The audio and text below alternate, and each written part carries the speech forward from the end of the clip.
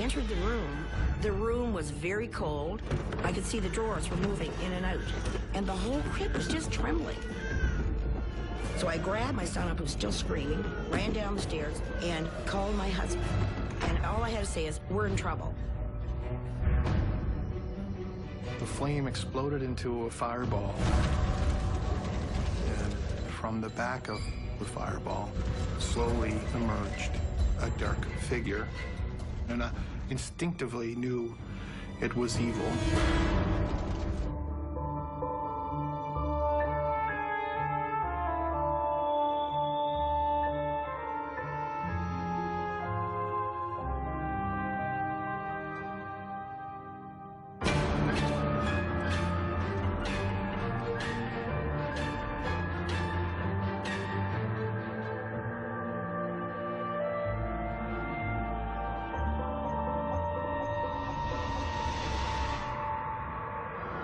The way that we first began using the Ouija board was we had been at a party and someone had bought it in just for amusement. And we had a few things happen that night and we thought that it was fun. You know, it was a game. And we were kind of impressed with that. We thought that was kind of neat. So we went out and we bought one. Right from the beginning, I felt a power. I felt very powerful using it. And then people would say, well, what about this? Ask it this, ask it that.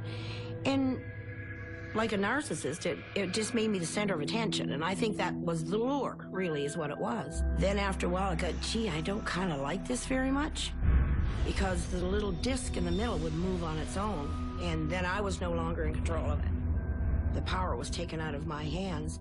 We were just dabbling in things we really shouldn't have been dabbling in, and we began this game, but instead of us playing it, we were the ones getting played. Shamans, witch doctors, mediums, they all claim they can open the door to the supernatural. They say they have special training that gives them control over the powers of the paranormal world. But what happens when the untrained dabble with this other world? Do they unleash forces they can't control? And if so, what does that do to their lives? Hi, I'm Lawrence Chow. Today in Ghostly Encounters, we meet Sharon and Greg. They both have stories about accidentally unleashing supernatural forces. As a young woman, Sharon Hayward experiments with a Ouija board. It feels like harmless fun at first, but before long, that harmless fun turns to fear.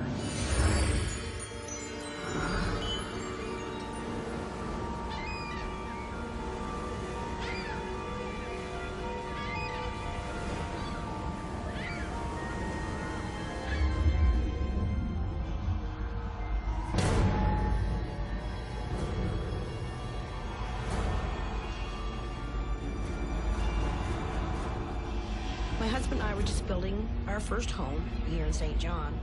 So although we had the beds upstairs, down in the basement, that's where we had our stove and stuff. And I remember going down and putting bacon on for wheelie dealies. And we didn't have good lighting in there. Actually, it was really dark down there.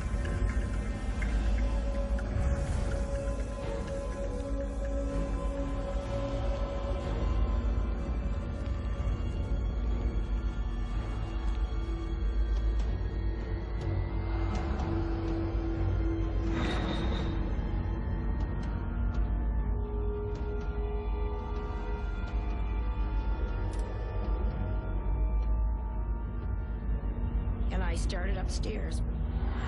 Something grabbed my ankle. It wasn't like something brushed my ankle, something grabbed my ankle. It was a hand, definitely. And I stood frozen for a second, then I freaked, and I think I dropped the bacon and everything and headed upstairs. And from that time on, there were just a lot of strange things that would happen. And I believe it's all directly related to what we were doing with the Ouija board.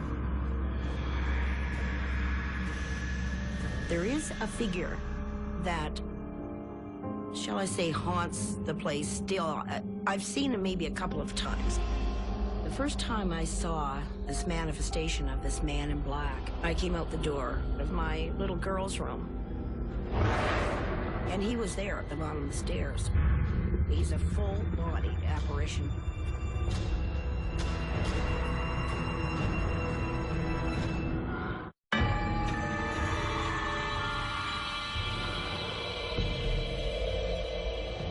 first time I saw this manifestation of this man in black, I came out the door of my little girl's room. I remember thinking, somebody's come in the front door, because there's a front door, and then bang, there's our steps. And when I turned to look, it was gone. That was a complete shock. It didn't feel threatening. I didn't feel I was in trouble or I was threatened in any way. It's just like he's there and he's watching what I don't know.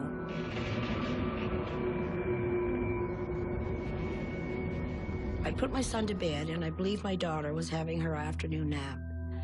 So I took that opportunity to lay down and go to sleep. And the first thing I remember hearing was my name, but it was Sharon. And I thought, that's kind of a weird way for somebody to be calling me. I wouldn't have friends that would call me that way. My friends didn't just walk in the house.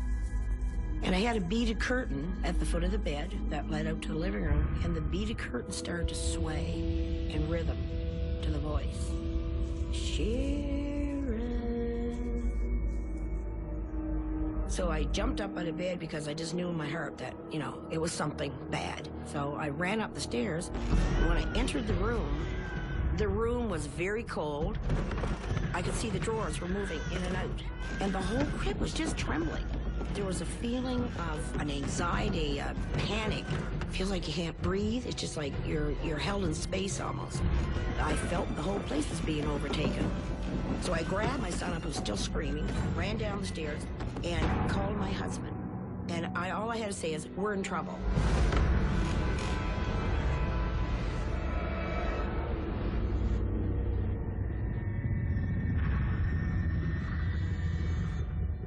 It was exhausting, I felt. I remember feeling so physically ill to my stomach. And I know, beyond a shadow of a doubt, that it wasn't just something that was in my head. I knew that there's something evil going on.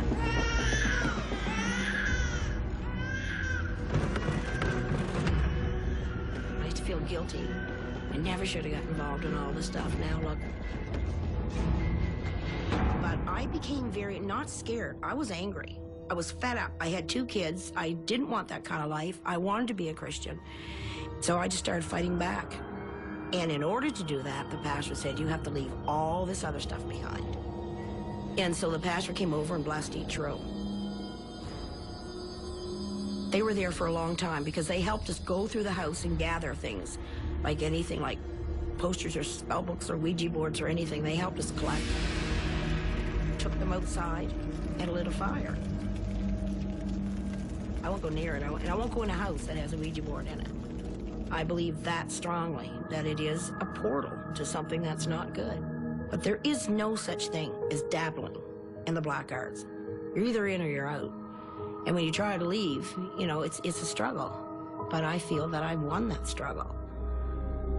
And I'm much happier for it. Sharon was a young woman when she first dabbled with the paranormal. But Greg Cairns claims that he was only a child when he first played with the Ouija board. And that made the demonic forces he let loose all the more terrifying. I grew up here in Halifax in a family of 5, in a very Catholic family. My sister was a little impressionistic, had got a hold of a Ouija board. And I remember the first time I was sitting there with her, and you know, typically when you did what you kid, you thought you got answers to it, and I'd be darned if I remember what questions we asked. I'd love to know today, given what's happened. But I remember we got answers and laughing at it, thinking how this was strange and funny and scary, and then didn't think anything of it until a few months later, because from that point on in my life, I've had a number of different experiences. Most of them not good.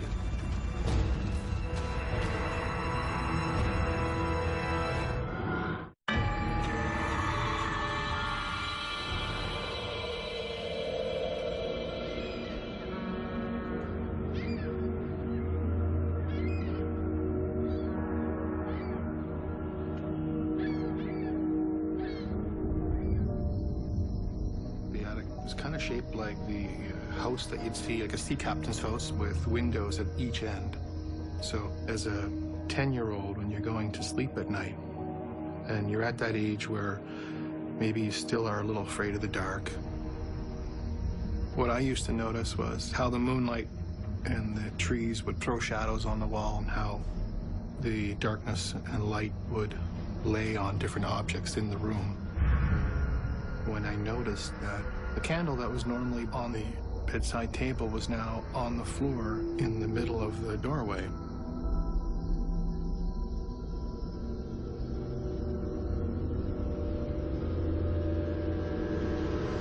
And it didn't make sense to me. And so I looked around and to see if I was dreaming, if this makes sense. And all the shadows were exactly the same, and I was thinking my way through this, so no, I'm awake. I'm just noticing that the candle's there. And before I could get up to move the candle, the flame exploded into a fireball. And from the back of the fireball slowly emerged a dark figure. And I instinctively knew it was evil.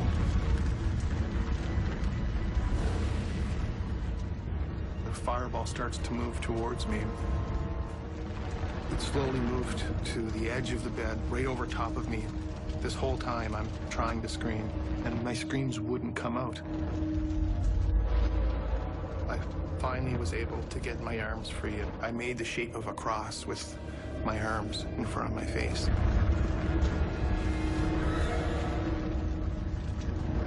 And that worked. In the next second, it's gone. And everything is exactly as it was a minute ago.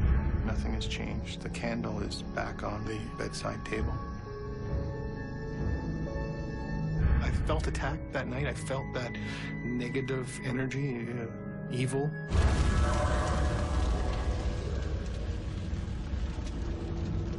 I didn't see the features of the face, but you could clearly make out the shape of silhouette.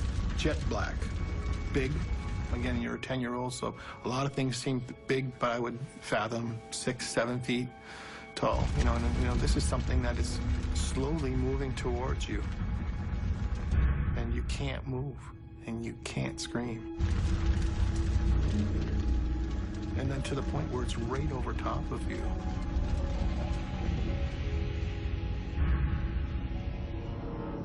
And I can't explain that. I can't compute that. I can't put that into a category and say, okay, well, that was just a bad dream. You put these things together. And then if you layer in, hey, wait a minute now. We were just playing with the Ouija board 2 months ago, 3 months ago. That's when it really gets you. And you go, well, are these connected? Did we do something? Is there something to the myth of the Ouija board and allowing something negative, demonic, to come in? I had one event happen there where 2 of us were in the house. Remember when you're young and you're a teen, back in the 70s, Saturday Night Live had just started to play, and you'd be out, and you'd come in, and this show was on at 12:30 here, and we were watching that show in the living room. The living room was kind of spooky. They had a lot of old British antiques and the sort of the, loudly ticking grandfather clock.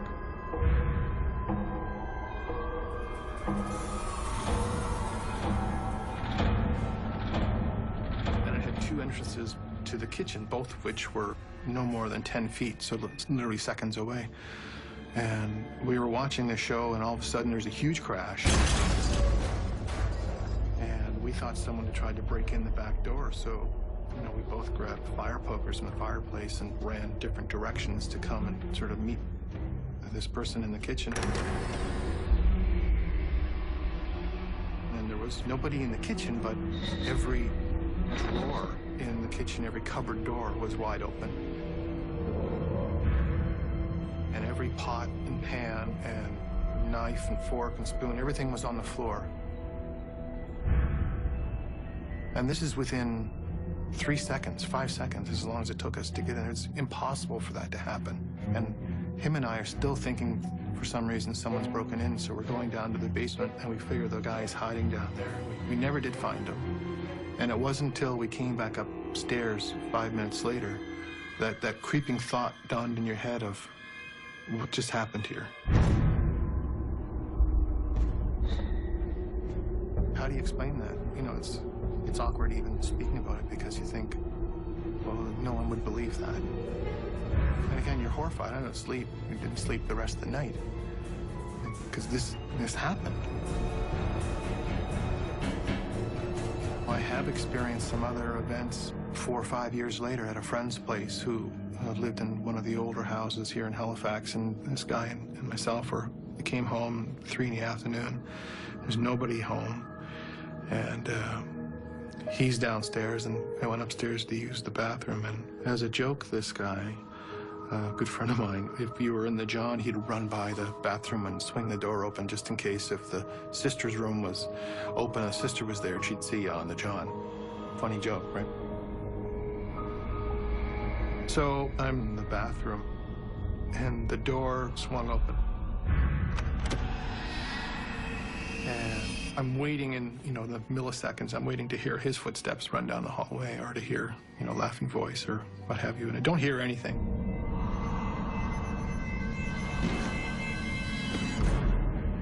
And outside the bathroom, I can clearly see an older woman. This wasn't a threatening thing. It was just so odd and so scary to have happen.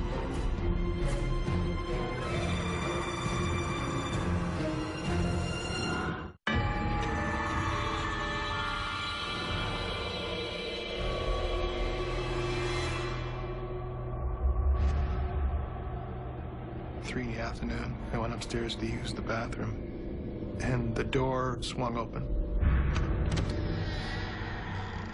Just to be cheeky, I had a friend, he used to run out of his bedroom and sort of whip the bathroom door open and run down the hallway laughing. And I'm waiting in, you know, the milliseconds, I'm waiting to hear his footsteps run down the hallway or to hear, you know, laughing voice or what have you, and I don't hear anything.